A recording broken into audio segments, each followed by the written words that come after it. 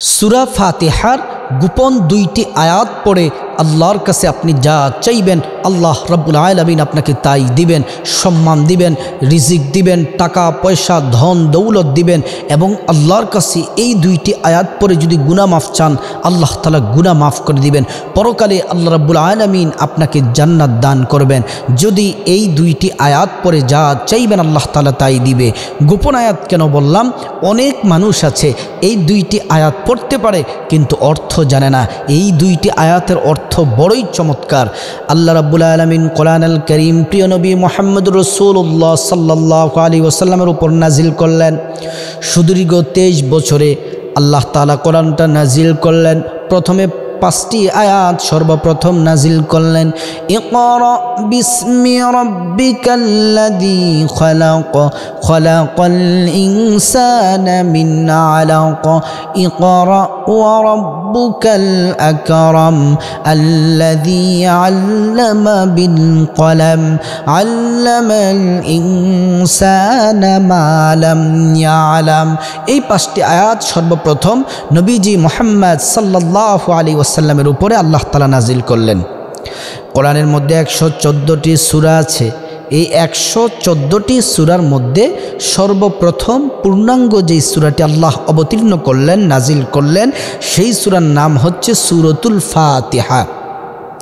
সূরাতুল ফাতিহা আল্লাহ তাআলা প্রথমে পূর্ণাঙ্গ সূরা নাজিল করলেন। এই সূরাতুল ফাতিহার মধ্যে 2টি আয়াত আছে, গুরুত্বপূর্ণ 2টি আয়াত।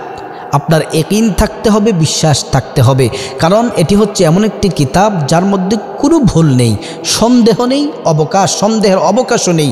আপনার ইয়াকিন থাকতে হবে আপনার এই কিতাবের মধ্যে যে কোনো ভুল নেই। আল্লাহ কিন্তু কোরআনে বলছেন যালিকাল কিতাবু লা রাইবা ফীহি, এই কিতাবের মধ্যে কোনো ভুল নেই, সন্দেহ নেই, ভুলের কোনো অবকাশ নেই। হুদাল লিল মুত্তাকিন, আর এই কোরআনটা হচ্ছে মুত্তাকিনদের জন্য পথ প্রদর্শক। মুত্তাকিনদের জন্য পথ প্রদর্শক হচ্ছে এই কোরআনুল কারীম।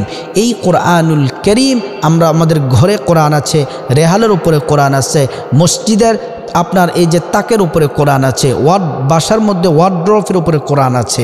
আমরা যে কোরআন দেখতে পাই এই কোরআন হচ্ছে আপনার ফটোকপি, কিন্তু মূল আসল যেই কোরআন, এই কোরআন হচ্ছে লৌহে মাহফুজে তার বাড়ি। লৌহে মাহফুজে হচ্ছে আসল কোরআন। বাল হুয়া কুরআনুম মাজিদুন ফি লাওহিম মাহফুজ, কোরআনের আসল বাড়ি হচ্ছে লৌহে মাহফুজে। এই কোরআন আমরা অনেক সময় দেখি যে কাফেররা ছিঁড়ে ফেলে আগুনে জ্বালায়। ওরা যাই করুক না কেন, কোরআনকে পৃথিবী থেকে বিলুপ্ত করে দেওয়ার ক্ষমতা কোনো কাফের, মুশরিক, ইহুদি, নাসারা কারু নাই। কারণ হলো এই কোরআন আল্লাহ নাজিল করেছেন, আল্লাহ তাআলা হেফাজতের দায়িত্ব আল্লাহ নিজে রেখেছেন। ইন্না নাহনু নাযালনা যিকরা ওয়া ইন্না লাহু লাহাফিজুন, এই কোরআন নাজিল করেছেন আল্লাহ, আর এই কোরআনকে হেফাজতের সংরক্ষণের দায়িত্ব মহান আল্লাহ রাব্বুল আলামিন রেখে দিয়েছেন। প্রিয় দিনী ভাই ও বোন, সূরাতুল ফাতিহার 2টি গুরুত্বপূর্ণ আয়াত আছে। এই আয়াতটি পড়ে আল্লাহর কাছে আপনি যা চাইবেন আল্লাহ রাব্বুল আলামিন আপনাকে তাই দিবেন। 2টি আয়াতের প্রথম আয়াত হলো ইয়াকা না'বুদু ওয়া ইয়াকা নাস্তাঈন। প্রথম আয়াত হলো ইয়াকা না'বুদু, আল্লাহ হে আমাদের রব, হে আমাদের স্রষ্টা পালনকর্তা, ইয়াকা না'বুদু, আমরা আপনারই ইবাদত করি, শুধুমাত্র আপনারই ইবাদত করি, কেবলমাত্র আপনার সন্তুষ্টির জন্যই ইবাদত করি, আপনার জন্যই নামাজ পড়ি, আপনার জন্যই রোজা রাখি, আপনার জন্যই হজ করি, দান সাদাকা যত ইবাদত বন্দেগী আছে সব আপনার জন্যই করি। ওয়া ইয়াকা নাস্তাঈন, এবং আপনার কাছেই সাহায্য প্রার্থনা করি। আমরা আপনার কাছেই সাহায্য প্রার্থনা করি, আমরা পৃথিবীর অন্য কারো কাছে সাহায্য চাই না। আল্লাহর রাসূল হাদিসের মধ্যে বলছেন, যদি তোমাদের পায়ের জুতা ফিতা যদি ছিঁড়ে যায়, প্রথমে তোমরা আল্লাহর কাছে তোমরা সাহায্য চাও, আল্লাহর কাছে সাহায্য চাওয়ার পরে তারপরে তোমরা জুতার ফিতা তোমরা সেলাই করো। আল্লাহ রসুল কিন্তু হাদিসের মধ্যে সে নির্দেশনা দিয়েছেন। তার মানে এখান থেকে আমরা কি শিখলাম, এই হাদিস থেকে কি বুঝলাম? আপনি প্রতিটি কাজ করার আগে আল্লাহর কাছে সাহায্য চাইতে হবে, প্রতিটি পদক্ষেপ নেওয়ার আগে আল্লাহর কাছে সাহায্য চাইতে হবে, আল্লাহর কাছে সাহায্য চাইতে হবে। এজন্য ইয়্যাকা না'বুদু ওয়া ইয়্যাকা নাস্তাঈন, এটা হচ্ছে প্রথম আয়াত। দ্বিতীয় নম্বর আয়াত হচ্ছে ইহদিনাস সিরাতাল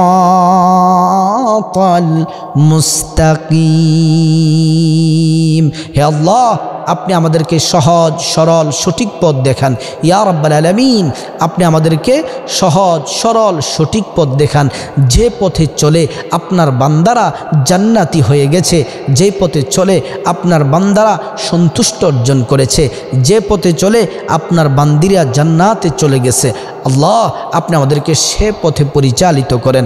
আপনি যদি এই দুইটি আয়াত সব সময় যদি পড়তে পারেন, মুনাজাতে যদি পড়তে পারেন, দোয়াতে যদি শামিল রাখতে পারেন, আল্লাহ তাআলা আপনাকে টাকা পয়সা ধন দৌলত দান করবেন, সম্মান দান করবেন। পরকালে আল্লাহ রাব্বুল আলামিন আপনাকে ক্ষমা করে জান্নাত দিয়ে দিবেন। সূরা ফাতিহার গুরুত্বপূর্ণ দুইটি আয়াত, এই দুইটি আয়াত পরে আপনি যা চাইবেন আল্লাহর কাছে আল্লাহ তাই দিবেন। আল্লাহ পাক রব্বুল আলামিন আমরা সবাই যেন আল্লাহর কাছে বেশি বেশি চাইতে পারি। চাইলে আল্লাহ খুশি হন, না চাইলে আল্লাহ বেরাজ হন। আল্লাহ পাক রব্বুল আলামিন আল্লাহ তাআলা যেন আমাদেরকে বেশি বেশি আল্লাহর কাছে চাইতে পারে, আল্লাহ তাআলা সেই তৌফিক দান করুক এবং আল্লাহ তাআলার ইবাদত বন্দেগীর মাধ্যমে আল্লাহকে সন্তুষ্ট করার আল্লাহ তাআলা তৌফিক দান করুক।